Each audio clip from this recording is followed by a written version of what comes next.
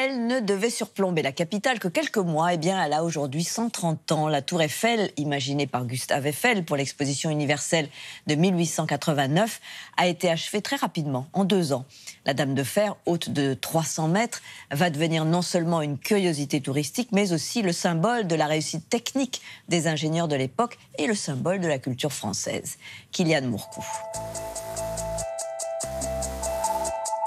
En 1887, un chantier démarre entre le Champ de Mars et le Palais du Trocadéro pour l'exposition universelle de 1889.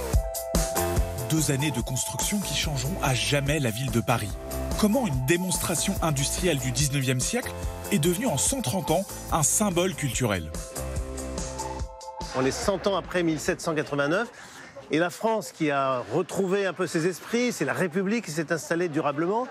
Elle veut montrer au reste du monde que c'est devenu une grande puissance industrielle, capable de construire la plus haute construction du monde. Paris est une ville plutôt horizontale, plutôt basse, 25-30 mètres de hauteur. Et tout d'un coup, on va voir cet immense pylône commencer à sortir de terre et occuper progressivement le ciel de Paris. C'est là qu'un certain nombre de grands artistes de l'époque, Maupassant, un écrivain, un Gounod, un musicien, un Meissonnier, un peintre, Charles Garnier, l'architecte de l'Opéra de Paris, vont signer une protestation très très virulente contre la Tour Eiffel. L'idée que l'industrie, qui s'exprimait bien sûr par le matériau, le fer par lequel est construite la tour, eh bien, n'avait pas sa place dans la ville d'art et d'histoire qu'était Paris. Moi, je suis amoureux de Paname.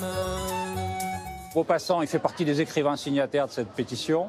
Et malgré tout, on va le voir dîner et déjeuner à la Tour Eiffel. Pour sa défense, il dit « Écoutez, c'est le seul endroit d'où je ne la vois pas, cette Tour Eiffel, que je n'aime pas. » Les artistes ne l'aiment pas, le public l'adore. Plus de 2 millions de curieux viendront visiter l'œuvre de Gustave Eiffel pendant l'exposition universelle.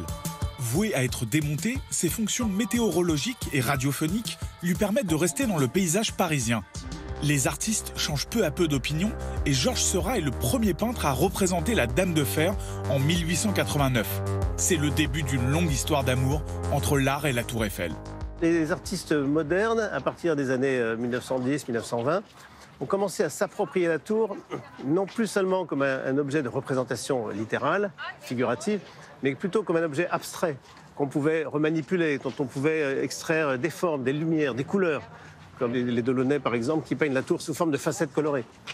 Et donc cette interprétation des artistes a transféré à la tour une autre signification, une signification plus universelle, comme un objet qui n'est pas seulement l'objet technique du 19e siècle, mais comme un objet qui transcende en fait le temps et qui devient par son abstraction même, d'ailleurs, une sorte de symbole d'une modernité toujours présente. La modernité du monument inspire aussi un nouveau courant littéraire, les surréalistes, avec en première ligne Guillaume Apollinaire. À la fin, tu es là de ce monde ancien. Bergère, ô Tour Eiffel, le troupeau des ponts belle ce matin. Les surréalistes, ils y voient comme un pied de nez aux artistes officiels, à la culture officielle, à l'art pompier, aux choses convenues. Donc, par réaction, si tout le monde déteste, eux, ils aiment. Mais la véritable consécration, aux yeux de l'intelligentsia en tout cas, c'est Roland Barthes avec son livre en 64 sur la Tour Eiffel qui vraiment étudie et regarde dans tous les sens la richesse du symbole et les sens qu'elle comporte. C'est l'année où Malraux obtient finalement l'inscription de la Tour Eiffel à l'inventaire supplémentaire des monuments historiques. Donc là, c'est la consécration officielle totale. J'ai une grande amitié pour la Tour Eiffel, alors je suis venu habiter en face. Et j'avais imaginé d'ailleurs un court-métrage que je n'ai jamais tourné, qui était l'histoire d'un homme dans Paris qui cherche la Tour Eiffel et qui a un mal fou à la trouver. Si François Truffaut n'a jamais réalisé son rêve, plusieurs autres cinéastes ne se privent pas pour mettre en scène la tour. Les cinéastes vont se servir d'abord de la Tour Eiffel comme décor. Donc il y a René Clair, il y a Julien Duvivier, il y a Abel Gance, c'est quand même des grands noms de l'histoire du cinéma. Et ils sentent aussi que c'est une part de rêve et on est déjà dans l'idée que c'est un symbole de Paris. Avec plus d'une centaine de films, la Tour Eiffel devient une superstar internationale et les blockbusters américains aiment la montrer et surtout la malmener. Je pense que vous êtes arrivés. On représente la tour en feu, la tour à moitié détruite, la tour bombardée. Ce serait peut-être le premier objectif, effectivement, d'une guerre contre Paris. Et montrer la tour ruinée, c'est anticiper déjà sur, effectivement, la ruine de l'ensemble de Paris.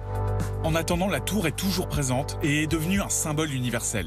C'est aussi un outil de communication, puisque regardez maintenant, quand il y a une grande victoire, quand il y a un grand triomphe, eh ben, la Tour Eiffel y est associée, et aussi quand il y a des grands drames, des attentats, etc. Donc c'est un outil de communication qui est à la disposition aussi de la ville pour signifier son bonheur, sa tristesse. Donc ça résume quand même beaucoup de choses.